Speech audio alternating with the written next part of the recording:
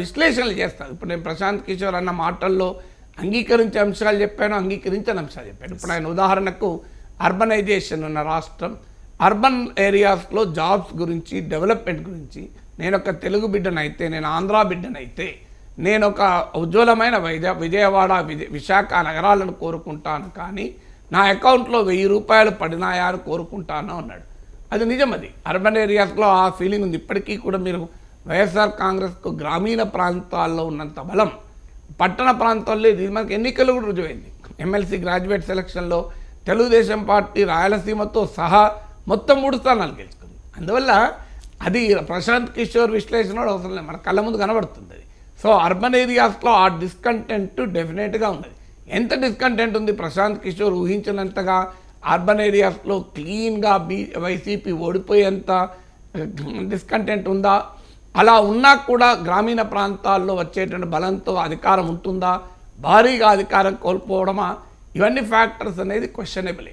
But ఆయన basis on prepositions, ఇప్పుడు ఆయన చెప్పిన అజంప్షన్స్ను లో కొన్ని రైట్ ఉండొచ్చు, కానీ ఆ అజంప్షన్స్ ఆధారంగా ఒక ఫలితాన్ని, అది కూడా భారీగా ఓడిపోతాడన్న ఫలితాన్ని స్పెక్యులేట్ చేయడం ఏ ఫార్ రీచింగ్ కంక్లూజన్ అవుతుంది. అది కూడా నా దగ్గర డేటా లేదు, నా దగ్గర ఫస్ట్ హ్యాండ్ ఎక్స్పీరియన్స్ లేదు, నేను చాలా దూరంగా ఉన్నాను, ఇది నా గట్ ఫీలింగ్ అంటూ గట్ ఫీలింగ్ను ఎన్నికలకు ముందు ఇంత ప్రభావితం చేసే రీతిలో చెప్పడం అనేది ప్రశాంత్ కిషోర్ పైన వైసీపీ ప్రశ్నలు సంధించడానికి కారణమవుతుంది.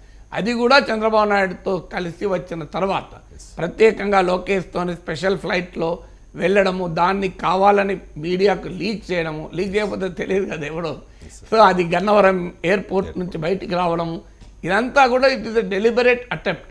సో చంద్రబాబు నాయుడుతో నేను అడ్వైజర్గా లేనంటూనే తాను చంద్రబాబు నాయుడు కలిసినటువంటి ఫోటోలు రిలీజ్ చేయడము, ఈ నేపథ్యంలో చూసినప్పుడు డెఫినెట్గా it will have its own limitations. అంటే ప్రజలు దీన్ని ఎలా నమ్మాలి అనే దాంట్లో సహజ పరిమితులు అనేది ఏర్పడతాయి. సర్వేలు చేసి అంటే ప్రజల్లోకి వెళ్ళి వాళ్ళ అభిప్రాయం తెలుసుకుని రిపోర్ట్ ఇవ్వడం వేరు, ఈ రకంగా ఖచ్చితంగా జగన్కు భారీ ఓటమి తప్పదు అని చెప్పడాన్ని వైసీపీ నేతలు కూడా బాగా అబ్జెక్ట్ చేస్తున్నారు సార్. అంటే ఇది political statement, it is not a political analysis. రెండింటి మధ్య తేడా ఉంటుంది. అదే సరే, అది అంటే సర్వేలు చేయకుండా కూడా మాట్లాడచ్చు. ఇప్పుడు నేను సర్వేలు చేస్తున్నానా, రోజు రాజకీయ పరిస్థితుల మీద మాట్లాడుతున్నాను కదా. సర్వే అంటే శాస్త్రీయమైన సర్వే చేయకపోవచ్చు, కానీ వివిధ సోర్సెస్ నుంచి మాట్లాడడము, వివిధ రకాల డేటా పాయింట్లను తీసుకోవడము, ఆ డేటా పాయింట్ అనలైజ్ చేయడము, కొన్ని సందర్భాల్లో ఎవరైనా చేసిన సర్వేల డేటా యాక్సెస్ ఉంటే వాటిని చూడడము. నువ్వు సర్వేని చేయాల్సిన అవసరం లేదు. ఇప్పుడు 100 మందితో మాట్లాడామనుకోండి, ఒక గట్ ఫీలింగ్ ఏర్పడుతుంది ఆ 100 మంది చెప్పిన దాన్ని బట్టి. సో గట్ ఫీలింగ్ ఏర్పడడం తప్పేమీ కాదు. నేను అది ప్రశాంత్ కిషోర్ గట్ ఫీలింగ్ ఏర్పడడం కూడా తప్పు కాదు, తప్పనంటలేదు. అలాగే సర్వేలు చేయకుండా విశ్లేషణ చేయడం కూడా తప్పు కాదు, కానీ ఒక ఫార్ రీచింగ్ కంక్లూజన్కు ఒక ప్రాతిపదిక అనేది ఎంతో కొంత ఉండాలి.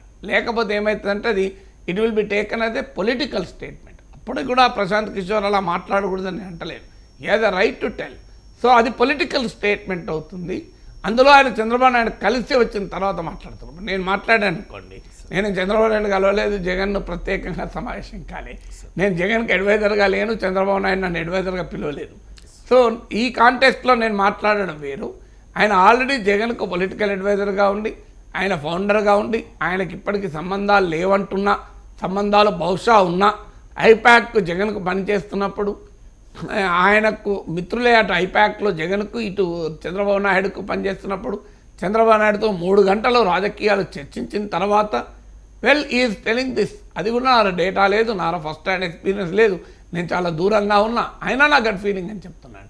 సో అది it should be treated as a political statement, not as a political analysis.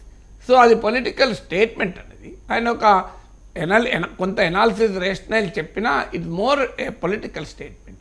So he has a right to tell his own political statement, తప్పని కాదు. అందుకే దానికి వైసీపీ సహజంగానే వ్యతిరేకంగా రియాక్ట్ అయింది.